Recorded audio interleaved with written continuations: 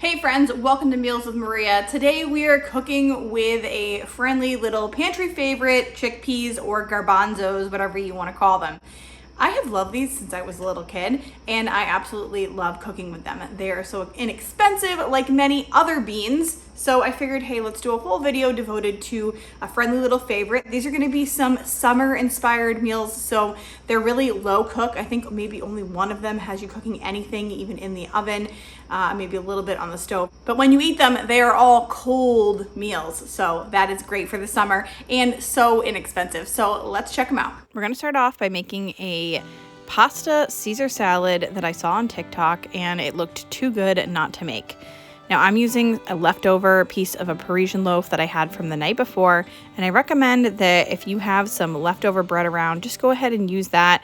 I wouldn't necessarily go out and buy a crusty bread like the recipe said to, because that's kind of a waste of money. It's just use whatever you have lying around. I'm sure you have a few slices of bread, and then you just want to cube those up.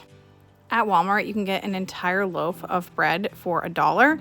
So if you do need to buy bread, go in the direction like that. Don't buy the expensive artisanal bread, because then you're going to have leftover bread that you can use for something else, and you're using something very inexpensive for only $1, and you're actually going to have way more than you need.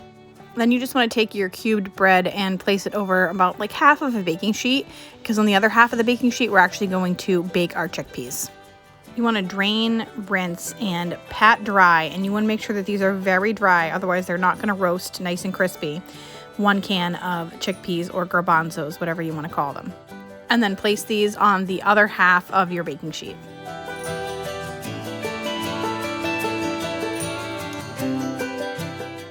Drizzle your cubed bread and your chickpeas with a little bit of olive oil. You can just toss them after you drizzle it on. Then you want to season your croutons with salt, garlic powder, onion powder, and Italian seasoning. And the recipe just says to season with your heart, so that is what I did.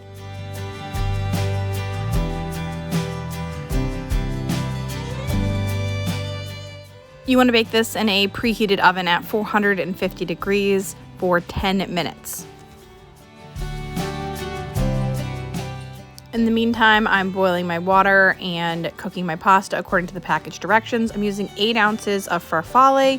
The original recipe had penne, so you can use whatever your favorite pasta is for this. I love the farfalle in it though. You make sure to salt your water too. And I'm going to cut up really small. We're going to mince up a 1/4 cup of red onion.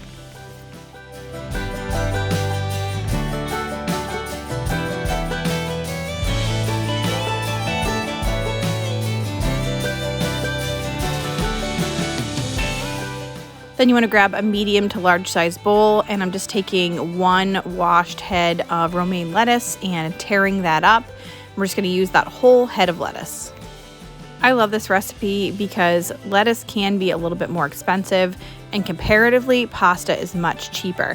And especially when you're cooking for a crowd, using pasta to kind of fill the void there and using less lettuce is amazing, because you're actually saving a ton of money, but you're also providing something very interesting to people. Because I served this at a birthday party, and everybody absolutely loved it, and they were so surprised and excited and intrigued to try something different that had lettuce and pasta in it. Then you can add the red onion right on top of the lettuce. And your timing should be just about perfect, because it should be about 10 minutes. And at this point, we are going to take those croutons off of your baking sheet. And I actually, because I was serving this at a party later, I put mine right into a Tupperware container to save for later. But if you're gonna eat this relatively soon, just put them off to the side on a plate so that they can cool down.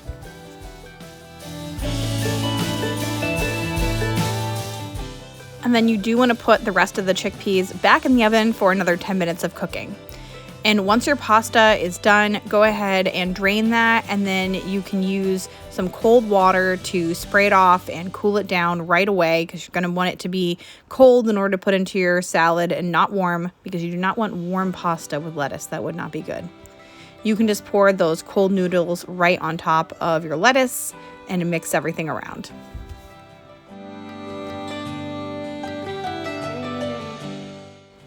Once that 10 minutes is up, allow your chickpeas to cool down, and then you can either store them in a Tupperware like I did, or you can add them right into your salad with your croutons. Once I arrived at the party, I just added my homemade croutons and my roasted chickpeas right to the salad. And there is a recipe in the original recipe that shows you how to make some Caesar dressing.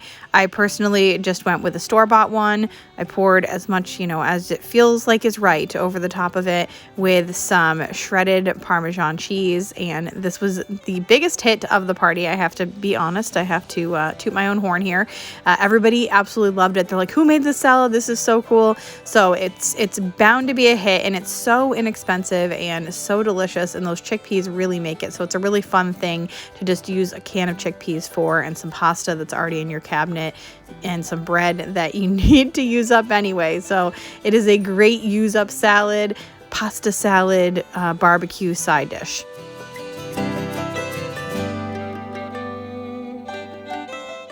It being the summertime and the need for lighter meals is there for me, at least. Too many cookouts, too much grilling, and I need those lighter meals during the day, during the week, to keep me fresh and balanced, right? It's all a balance.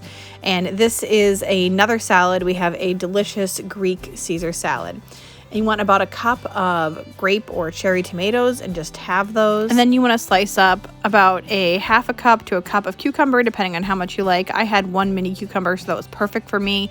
But if you have more of like a larger greenhouse cucumber, make sure to peel it, because that skin can be quite bitter, and then slice that up as well. You'll also want a quarter cup of fresh chopped dill, and I happen to have some in my garden, so that was nice and easy for me. But if you don't have any fresh on hand, go ahead and use dried dill. That's totally fine. You can use a couple teaspoons of that. For the dressing, you want 1/3 cup of extra virgin olive oil. And as I'm reading the recipe, I'm realizing it said 2 tablespoons of red wine vinegar, but I used 1/3 of a cup. It was still delicious, but it was a lot of dressing, so maybe the 2 tablespoons is where I went wrong. Then you want a teaspoon of oregano, 1 teaspoon of salt, and 1/2 teaspoon of sugar. Mix it well. Go ahead and add in your dill. And now you can add your salad components. So put in your cucumbers, your tomatoes, and 1 15-ounce can of drained and rinsed garbanzos.